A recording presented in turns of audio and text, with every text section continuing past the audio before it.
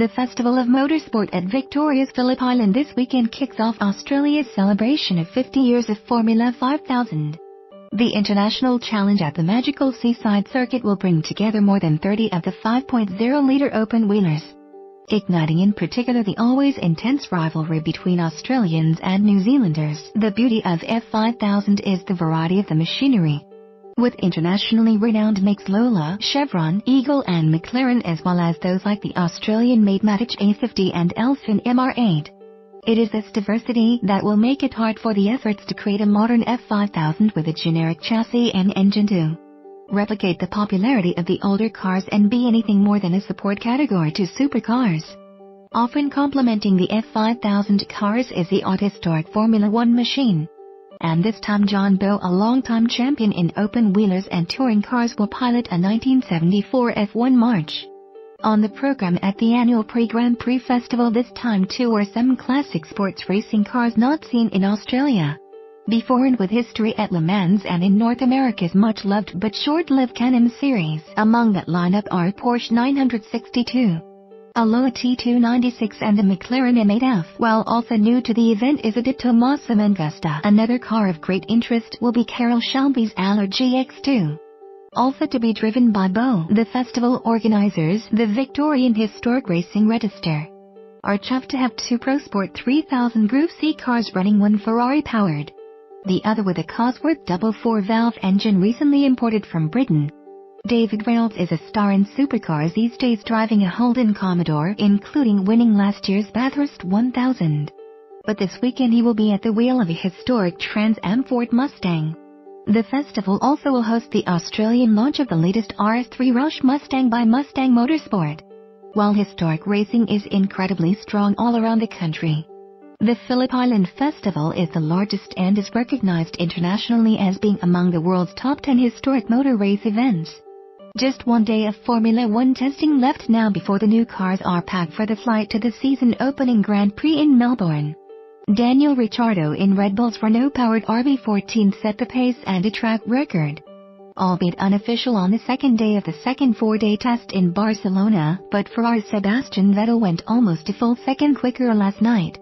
Carsales.com.au global ambassador Ricciardo and Vettel did their best times on Pirelli's Hypersoft compound tires, which Mercedes is not even using in pre-season testing. Mercedes concentrated last night on long-run race simulations, and Red Bull and Ferrari both fear the dominant team of the previous 4 years of the V6 hybrid era will remain just that. Even if they are a little closer this season, McLaren is still struggling as it switches to Renault power, with a bad batch of batteries causing hiccups for it and fellow Renault customer team Red Bull this week, while Toro Rosso, which has picked up the Honda power unit abandoned by McLaren, has accumulated massive mileage in testing. America's IndyCar Series starts this weekend at St. Petersburg in Florida, with the 2.2-liter twin-turbocharged V6 cars with Chevrolet and Honda motors having a lot less downforce this year. Roger Penske has trimmed his driver lineup from 4 to 3 this year, but the trio have all won the title previously: Australian Will Power in 2014, Frenchman Simon Pagenaud in 2015 and American Joseph Newgarden last year in his first season with Team Penske. Power, now 36, had the most pole positions in the series last year and won more races than the other Penske drivers except Newgarden.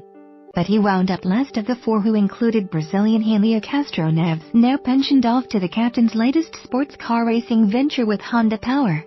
While Penske uses Chevrolet engines in IndyCar, a clean year is what I'm after. Power has said, "You can't have 4 DNFs as I did last year," with one of them being a double points race, and expect to be in the championship hunt of the 3 makes in NASCAR's Monster Cup.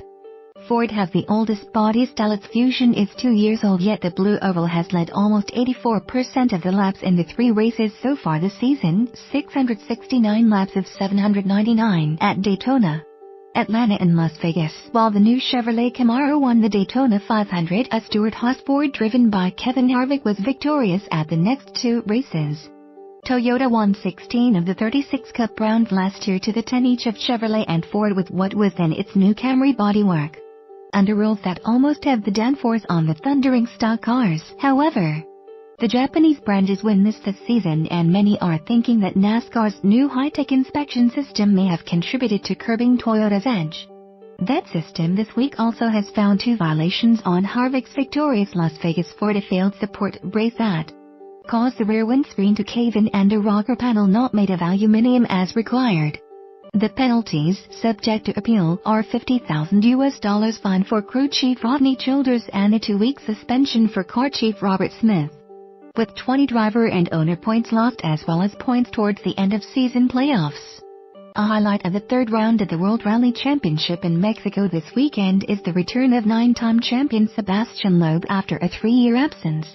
The French great, 44, is now concentrating on rallycross with Peugeot after a couple of bold but unsuccessful attempts to win the Dakar Marathon Rally. Says has quite curious to know where I will be in the WRC field. Loeb and co-driver Daniel Elena are slotted for 2 more WRC rounds in Citroën's C3 on French island Corsica's asphalt roads next month and Spain's mixed surface rally at the end of October.